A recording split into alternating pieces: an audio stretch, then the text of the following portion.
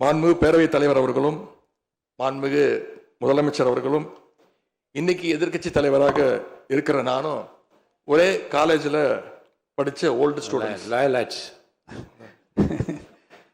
ஒரே காலேஜில் நாம் படிச்சிருந்தாலும் அரசாங்கத்தை நடத்துறதுல திமுக தான் சீனியர் பேட்ச்.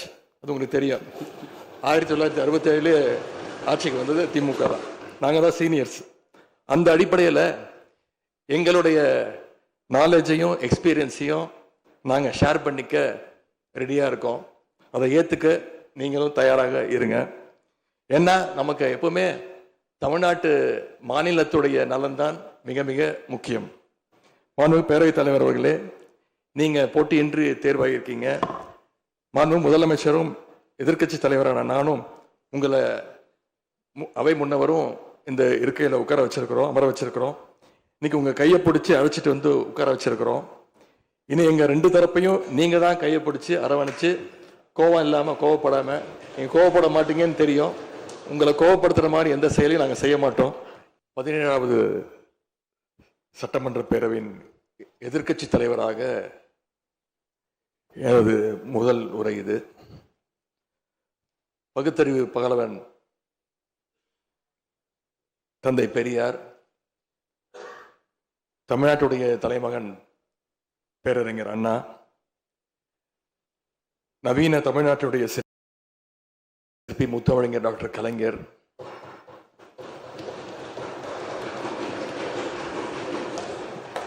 இந்தியாவுக்கே வழிகாட்டிய திராவிட மாடல் ஆட்சியை தந்த திராவிட முன்னேற்ற கழகத்துடைய தலைவர் திரு முத்துவேல் கருணாநிதி ஸ்டாலின் என எங்களுடைய தலைவர்களை எல்லாம் வணங்கி என்னுடைய இந்த உரையை துவங்குகின்றேன்.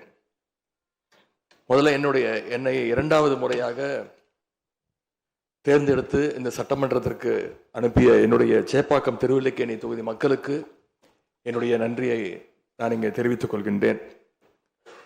அதே போல எங்கள் தலைவர் தலைமையிலான திராவிட முன்னேற்ற கழகத்துடைய கூட்டணிக்கு 1,52,82,782 வாக்குகளை தந்த தமிழ்நாட்டு மக்களுக்கு என்னுடைய நன்றியை நான் தெரிவித்துக் கொள்கின்றேன். அதேபோல எங்களுடைய கூட்டணி சட்டமன்ற உறுப்பினருடைய வெற்றிக்காக உழைத்த திராவிட முன்னேற்ற கழகத்துடைய அனைத்து நிர்வாகிகளுக்கும், முத்தமிழறிஞர் டாக்டர் கலைஞருடைய உயிரினும் மேலான அன்பு உடன்பிறப்புகளுக்கும், தோழமை இயக்க தலைவர்களுக்கும் தொண்டர்களுக்கும் என்னுடைய நன்றியை நான் தெரிவிச்சுக்கிறேன். இந்த அவையில என் கூட நின்று எனக்கு வழிகாட்டக்கூடிய எதிர்க்கட்சி துணைத் தலைவர் அண்ணன் திரு KN நேரு அவர்களுக்கும், எங்களுடைய கொறடா அண்ணன் வேலு அவர்களுக்கும், துணை கொறடா அண்ணன் திரு கோவி செழியன், செயலாளர் அண்ணன் திரு தங்கம் தென்னரசு, பொருளாளர் அண்ணன் திரு MRK பன்னீர்செல்வம் ஆகியோருக்கும், கழக சட்டமன்ற உறுப்பினர்களுக்கும் என்னுடைய நன்றியை நான் தெரிவிச்சுக்கிறேன். சட்டமன்றத்தில் நேற்று நாம அத்தனை பேரும் பதவி பிரமாணம் செஞ்சுக்கிட்டோம். அதன் பின்பு இன்னைக்கு முதல் நடவடிக்கையா பேரவைத் தலைவரை இன்றைக்கு தேர்ந்தெடுத்திருக்கிறோம். வரலாற்று சிறப்புமிக்க இந்த சட்டப்பேரவையில் மாண்புமிகு பேரவைத் தலைவராக தேர்ந்தெடுக்கப்பட்டிருக்கக்கூடிய உங்களுக்கும், துணைத் தலைவராக தேர்வு செய்யப்பட்டிருக்கக்கூடிய திரு ரவிசங்கர் அவர்களுக்கும், எங்களுடைய தலைவர் சார்பாகவும் கழக சட்டமன்ற உறுப்பினர்கள் சார்பாகவும் மீண்டும் என்னுடைய வாழ்த்துக்களை நான் தெரிவிச்சுக்கிறேன். மாண்புமிகு பேரவைத் தலைவர் அவர்களே, இங்கே ஏற்கனவே எல்லோரும் குறிப்பிட்டது போல நானும் கேள்விப்பட்டிருக்கேன். நீங்கள் எப்பொழுதுமே சிரித்த முகத்துக்கு சொந்தக்காரர்னு கேள்விப்பட்டிருக்கிறேன். அது மட்டும் இல்லை, எல்லோருடையும் மிகுந்த அன்போடு பழகக்கூடியவர் அப்படின்னு பலர் சொல்லி நான் கேள்விப்பட்டிருக்கிறேன்.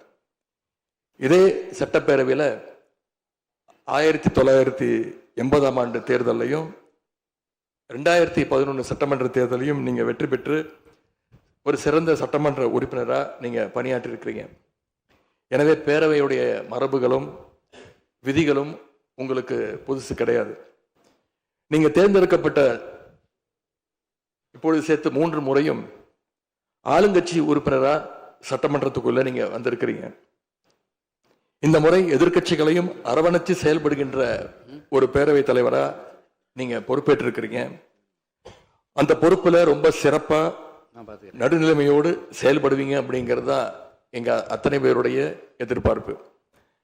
அதே போல ஒரு எளிய பின்னணியிலிருந்து வந்த முதன்முறையாக சட்டமன்ற உறுப்பினராக பொறுப்பேற்றிருக்கக்கூடிய மக்களால் தேர்ந்தெடுக்கப்பட்டிருக்கக்கூடிய திரு மாண்புமிகு ரவிக்குமார் அவர்கள் பேரவையினுடைய துணைத் தலைவராக உங்களுக்கு உறுதுணையாக இருந்து இந்த அவையை வழிநடத்துவார் அப்படின்னு நாங்கள் அத்தனை பேரும் நம்புகிறோம். மாண்புமிகு பேரவைத் தலைவர் அவர்களே, நம்முடைய மாண்புமிகு முதலமைச்சர் அவர்கள் நேற்று எங்களுடைய தலைவருடைய வீடுகளுக்கும் அனைத்து கட்சி தலைவருடைய வீடுகளுக்கும் சென்று வாழ்த்துக்கள்லாம் பெற்றுக்கிட்டு போனார். அந்த அரசியல் நாகரிகம் இந்த பேரவையிலும் தொடரணும் அப்படிங்கிறதா எங்களுடைய எண்ணம், எதிர்பார்ப்பு. ஏற்கனவே நான் சொல்லியிருந்தாலும் மறுபடியும் சொல்ல விரும்புகிறேன். திராவிட முன்னேற்ற கழகம் இந்த சட்டப்பேரவையில் எதிரி கட்சியா இல்லாம ஒரு ஆக்கப்பூர்வமான எதிர்கட்சியாக நிச்சயம் செயல்படும். எங்க தலைவர் அவர்கள் சொன்ன மாதிரி திராவிட முன்னேற்ற கழகம் என்னைக்குமே ஒரு ஆக்க சக்தி தான். மாண்புமிகு பேரவைத் தலைவர்களே, இந்த பேரவைக்குன்னு ஒரு மிகப்பெரிய வரலாறு இருக்கு. இன்னைக்கு இந்தியாவில் பண்பாட்டு ரீதியாகவும் பொருளாதார ரீதியாகவும் தமிழ்நாடு சிறப்பா முன்னேறி இருக்கு அப்படின்னா இந்த பேரவையில் நடந்த விவாதங்கள், எடுக்கப்பட்ட முடிவுகள், இயற்றப்பட்ட சட்டங்கள், நிறைவேற்றப்பட்ட தீர்மானங்கள் இதெல்லாம் தான் ஒரு காரணம். பிற மாநிலங்களுக்கெல்லாம் ஒரு எடுத்துக்காட்டாக வழிகாட்டக்கூடிய வகையில் செயல்பட்டு இந்தியாவையே திரும்பி பார்க்க வச்ச சட்டமன்ற பேரவை இந்த தமிழ்நாட்டு சட்டமன்ற பேரவை. அப்படிப்பட்ட இந்த பேரவையில் ஆரோக்கியமான ஆக்கப்பூர்வமான விவாதங்களுக்கு இடம் கொடுத்து ஜனநாயக மாண்புகளுக்கு முக்கியத்துவம் கொடுத்து பேரவைத் தலைவர் அவர்கள் என்றைக்கும் நடுநிலைமையோடு செயல்பட வேண்டும் என்று நாங்கள் அனைவரும் விரும்புகின்றோம். நாம் எங்க ஆளுங்கட்சி எதிர்கட்சி அப்படின்னு எதிர் வரிசையில் உட்கார்ந்திருந்தாலும் தமிழ்நாட்டுடைய வளர்ச்சின்னு வரும்போது நாம் அனைவரும் ஒரே வரிசையில் முன் வரிசையில் நின்று உழைக்கணும்னு நான் விரும்புகிறேன். அதைத்தான் தமிழ்நாட்டு மக்களும் எதிர்பார்த்துக்கிட்டு இருக்கிறாங்க, விரும்புகிறாங்க. திராவிட முன்னேற்ற கழகமும் அதைத்தான் விரும்புது. எங்களுடைய தலைவர் அவர்கள் கடந்த 5 ஆண்டுகள்ல அடிக்கடி சொல்ற ஒரு வார்த்தை, இது எனது அரசு அல்ல நமது அரசு என்று எங்களுடைய தலைவர் அவர்கள் அடிக்கடி சொல்வார். அதை நிரூபிச்சியும் காட்டியிருக்கிறார். சென்ற திராவிட மாடல் அரசுங்கிறது வாக்களிச்ச மக்களுக்கு மட்டும் இல்லாம வாக்களிக்காத மக்களுக்குமான அரசாகத்தான் செயல்பட்டு வந்தது. ஆகவே இந்த புதிய அரசும் அனைவருக்குமான அரசாக உங்களுக்கு வாக்களிக்காத மக்களுக்குமான அரசாக செயல்படும்னு நான் விரும்புகிறேன். இந்த நேரத்தில் இன்னொரு விஷயத்தையும் இங்கே நினைவுபடுத்த விரும்புகிறேன். மாண்புமிகு பேரவைத் தலைவர் அவர்களும் மாண்புமிகு முதலமைச்சர் அவர்களும் இன்னைக்கு எதிர்கட்சி தலைவராக இருக்கிற நானும் ஒரே காலேஜில் படித்த ஓல்டு ஸ்டூடெண்ட்ஸ். ஒரே காலேஜில் நாம் படிச்சிருந்தாலும் அரசாங்கத்தை நடத்துறதுல திமுக தான் சீனியர் பேட்ச். அது உங்களுக்கு தெரியும்.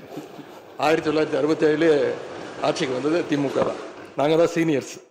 அந்த அடிப்படையில் எங்களுடைய நாலேஜையும் எக்ஸ்பீரியன்ஸையும் நாங்கள் ஷேர் பண்ணிக்க ரெடியாக இருக்கோம். அதை ஏற்றுக்க நீங்களும் தயாராக இருங்க. ஏன்னா நமக்கு எப்பவுமே தமிழ்நாட்டு மாநிலத்துடைய நலன்தான் மிக மிக முக்கியம். மாண்புமிகு பேரவைத் தலைவர் அவர்களே, நீங்கள் போட்டியின்றி தேர்வாகியிருக்கீங்க.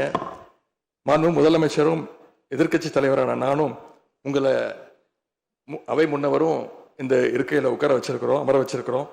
இன்னைக்கு உங்கள் கையை பிடிச்சி அழைச்சிட்டு வந்து உட்கார வச்சிருக்கிறோம்.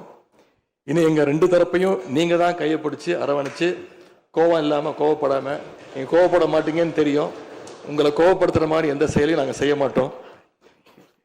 சட்டமன்ற ஜனநாயகத்தில் ஆளுங்கட்சி காதுகளாகவும் எதிர்கட்சி குரலாகவும் இருக்க வேண்டும். அதில் தான் இந்த அவையுடைய பெருமை நிச்சயம் அடங்கி இருக்கு.